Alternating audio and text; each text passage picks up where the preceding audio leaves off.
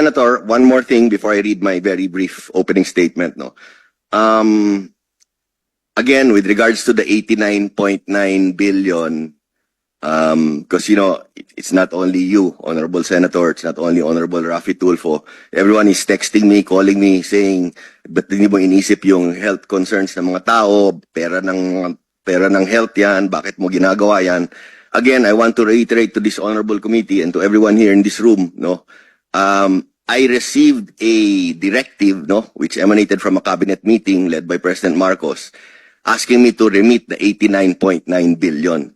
So like a good soldier, I am following them, I received a directive, which emanated from a cabinet meeting led by President Marcos, asking me to remit the 89.9 billion. Yung 60 billion na yan, ibabalik na natin sa PhilHealth para